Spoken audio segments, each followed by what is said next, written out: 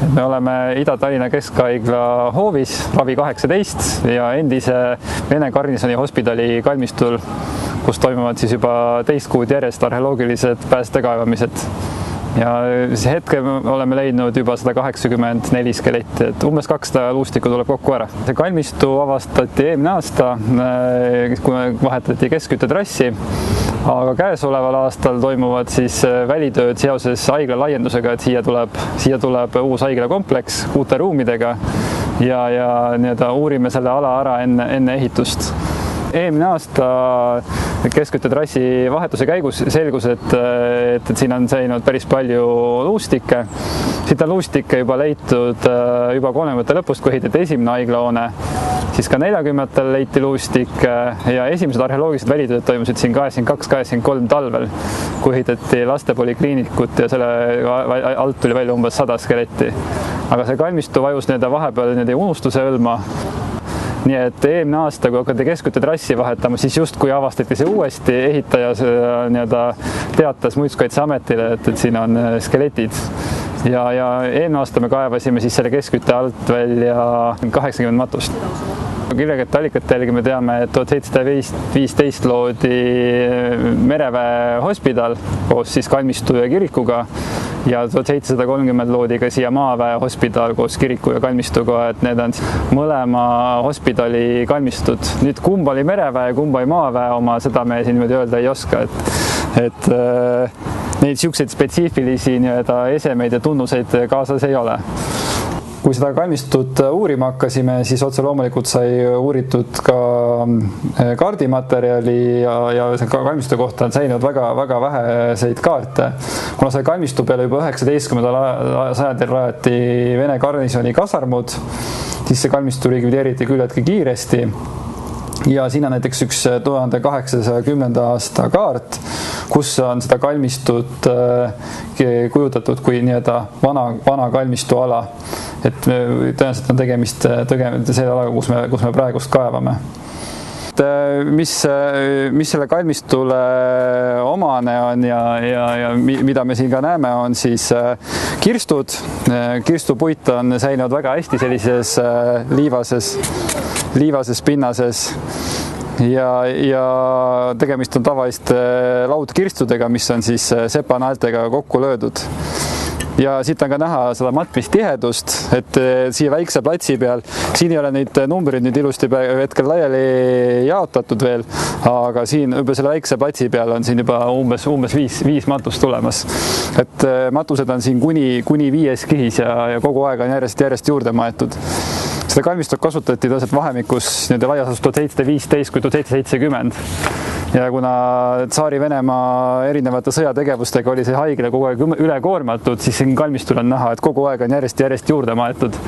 Et põhimõtteliselt eelmine surnu, kes see varem on maetud, et ka tema ei ole veel täielikult ära lagunenud, juba on uus peale maetud või sellest läbi maetud, et kogu aeg on tohutu palju uusi matuseid juurde tulnud.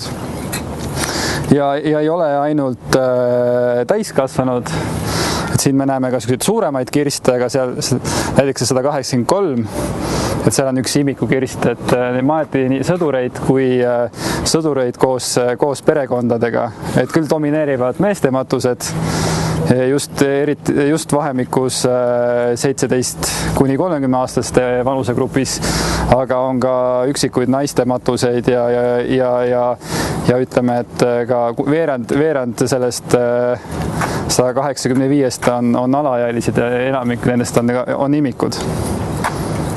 Siin on välja puhastatud siis üks noore täiskasvanud mehe skelett, kes oli surres umbes vanuse vahemikus 17 kuni 25 aastat. Ja siin on ka siis hästi näha seda laudkirstu ja ideaalselt on säilinud siis need küljed ja põhi ja siin on veidike näha ka kirstukaant. Kõik surnud on maetud kristliku kombe kohaselt peaga läände, nagu itta ja tihtipeale on ka siis käed astutud siia kehale ja siin on ka näha veidike paariga kirstunaela, et need laudkirstud olid siis naeltega kokku löödud. ja valdavalt siis siin kalmistul domineerivadki siis noored täiskasvanud mehed, 17 kuni 30 aastat, tüüpilised sõjamehed, kes siis enamasti surid siin Tallinnas koha peal, garnisonis erinevatesse kõhu- ja nakkushaigustesse. Ja mis me nende skelettidega teeme? Puhastame nad hoolikalt välja, dokumenteerime kirstu ja siis teisena puhastame siis hoolikalt välja skeleti, et siis kus siis tahame näha, kuidas need käed on asetatud, kuidas on jalad, kuidas üldse keha asend on. Ja siis iga skeleti kohta valmib selline kirjeldus, kus siis läheb kirja keha asend, käte asend, täpsemalt ja kas tal on ka mingeid esemeid kaasas. Selle skeleti juures me küll esemeid ei näe, aga tihtipeale me oleme leidnud nende skelettide juurest õigeusu kaelariste ehk ihuriste, mida enamasti õigeusu kalmistutelt leiame. Just on omased 18. sajandile. Ja mis nendest skelettidest veel? Näeme ka, et eluajal välja langenud hambaid, kaariast, hambakivi, et saame palju infot hambahügieeni kohta. Ja kui rääkides nagu traumadest ja vigastustest, siis on meil ka siit paar koljud, millel on siis surmaaegsed terarista lõikejäljed. Ja on ka paar koljud, millel on näha siis, et on tehtud kraniatoomad, ehk siis kolju on avatud pärast surma. Et siin on ka kirjalikud allikad teada, et siin hospitalis praktiseeriti lahkamist ja õpetati uusi arste välja. See on siis matus 184 juba, mis me siin välja puhastame. Ja selle matuse puhul on näha, kus on säilinud ka kirstukaant.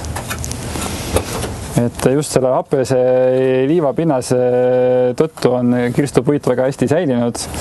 Säilitab ka hästi tekstiili ja vastassulamiste esemeid, aga inimluudele ta nii hea ei ole.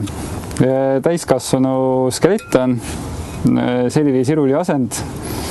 On näha ka, et üks käsi on pandud kõhul ja teine käsi on rinnal. Ja see on üks sügavamaid matuseid, mis me leidnud oleme. Enamasti nii sügavale loodusliku pinna sisse neid sängitatud ei ole, et ta on tänavasest maapinnast üle 2 meetri sügav, et enamasti jäävad sinna matused meetri kuni 1,5 meetri peale. Aga mis see omaaegne maapint oli?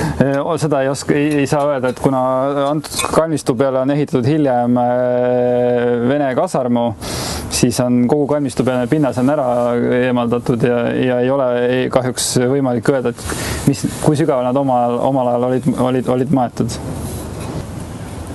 Ja enamasti me leiame ühest kirstust 15 kuni 30 naela on siis, mis me leiame ühe kirstu juurest. Mida me nendest matustest teada saame? Me saame kindlasti teada nende sõdurite kohta, kuidas nad elasid. Mõnedel juhtudel ka teada, kuidas nad surid. Aga enamasti just teada, kuidas nad elasid, mida nad sõid, mis vigastused olid, mis võib-olla mõnel puhul on ka öelda, et mis tegevusaladega tegeles. Ja saame ka teada infot nende matmiskombestiku kohta. Et need õigeusuristid räägivad kindlasti nende uskumustest ja matmiskommetest. Ja kuna tegemist on 18. sajandi kalmistuga, siis neid ei ole väga palju Eestis uuritud ja mis annab ideaalse võimaluse vaadata sõdurite ja nende perekondade igapäevaellu.